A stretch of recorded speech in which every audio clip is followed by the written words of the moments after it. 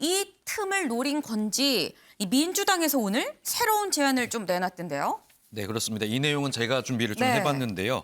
오늘 오전에 이 송영길 민주당 대표가 기자회견을 열고 이 국민통합정치개혁안이라는 어떤 새로운 개혁안을 발표를 했습니다. 네. 이를 두고 이 개혁안이 그 군소정당에 좀 러브콜을 보내는 거다 이런 분석이 나오고 있는데요. 우선은 송영길 대표의 오늘 발표 내용부터 보시고 이야기 이어나가겠습니다.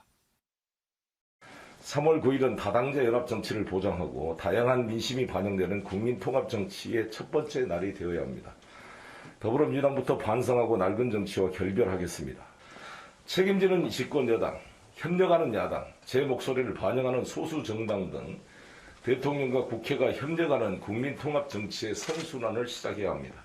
안철수 후보의 새로운 정치, 심상정 후보의 진보 정치, 김동연 후보의 새로운 물결도 같은 방향을 향하고 있다고 생각합니다. 여야 협의로 국무총리를 추천하고 총리의 인사 제청 절차를 법률로 제도화하겠습니다. 승자 독식 선거제도를 근본적으로 개혁해 실질적인 다당제를 구현하고 국민의 뜻을 받들어야 합니다. 중장기적이고 국민통합적인 국정 운영을 위해 대통령 4년 중임제, 결선 투표제를 도입하겠습니다. 네, 송영길 대표가 말한 이 국민통합정치개혁안 저희가 짧게 좀 설명을 드리면요. 네. 일단 대통령 4년 중임제 등 도입해서 지금 권력 구조를 개선을 하고요. 권역별 연동형 비례대표제 도입을 해서 선거제도도 바꿔보겠다. 네. 이렇게 좀 이야기를 한 상황입니다. 특히 이 권역별 연동형 비례대표제 같은 경우에는요. 이게 좀 핵심으로 보이는데 쉽게 말씀드리면 이 선거제도 이 소수 군소 정당에게 유리한 제도입니다. 민주당과 국민의힘 이 거대 양당을 제외하고 다른 정당들은 이 과거부터 이 선거제도의 도입을 꾸준히 지금 계속 주장해 왔는데요. 네. 이 지지정당의 투표는 이 정당 투표율에 조금 무게를 더 줘서 이 사표를 좀 최대한 방지하고요. 그러면서 이 비교적 이 사표 걱정 없이 유권자들이 소신 투표를 할 수 있게 좀 보장을 하면서요. 이 때문에 소수 정당들의 이 의석수가 늘어날 것으로 예상이 되는 그런 선거제도입니다.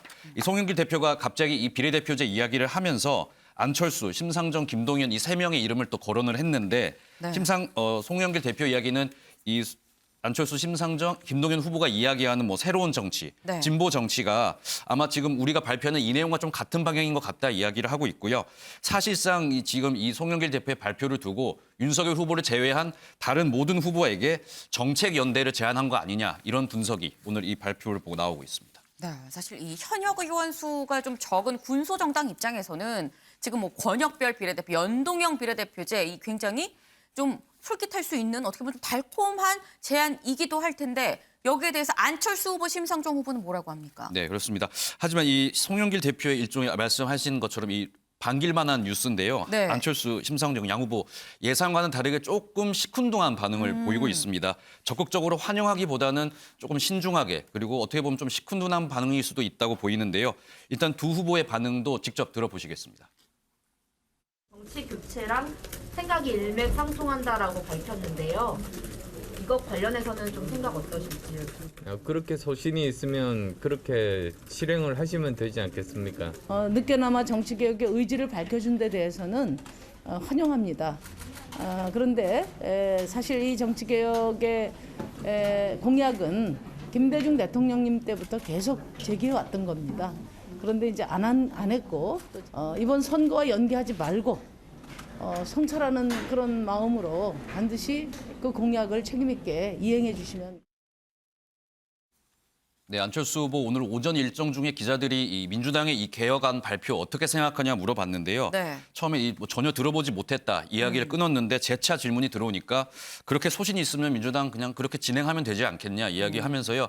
약간은 이제 좀 신중한 모습을 보였습니다. 국민의당 이태규 청괄 선대위 본부장도요. 네. 이 연합정치 이야기할 때는 됐지만 일각에서 이 민주당의 어떤 이 발표를 통해서 이 후보 단일화와 또 이야기가 나오고 있는데 이 부분까지 연결짓기는 조금 무리다 이렇게 선을 긋는 모습 보였고요. 앞서 보신 것처럼 정의당 심상정 후보도 일단은 환영하지만 네. 이게 선거용이 아니라 민주당이 정말 끝까지 책임질 수 있기를 바란다고 이야기하면서요. 어떻게 조금은 거리를 두는 듯한 모습을 보이기도 했습니다. 네, 은영미 의원님 좀 짧게 부탁드릴게요.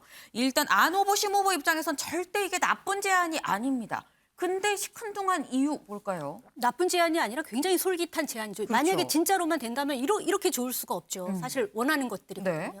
그런데 왜 그러냐면 일단 선거용이라 한마디로 노림수가 있다고 보기 때문이에요. 진짜 진정성이 있었더라면 진작에 써야 되는데 선거 2주 앞두고 급하니까 나머지 이제 특히 심상정 후보도 있겠지만 안철수 후보를 끌어안기 위해서 하는 그 제스처거든요, 이게. 그래서 설사 단일화는 안 되더라도 정책 연대를 통해서 중도 표심을 끌어안겠다. 또 안철수 후보와의 정책 연대를 함으로써 안철수 후보가 윤석열 후보와 단일화할 필요성을 못 느끼게 하겠다. 이런 어떻게 보면 단일화 견제 전략도 있는 것으로 보입니다. 네, 지금 저희가 뭐 국민의힘, 국민의당의 어떤 이 진흙탕 폭로전 여기에 이 민주당의 이 제안까지 좀 얘기를 다뤄봤는데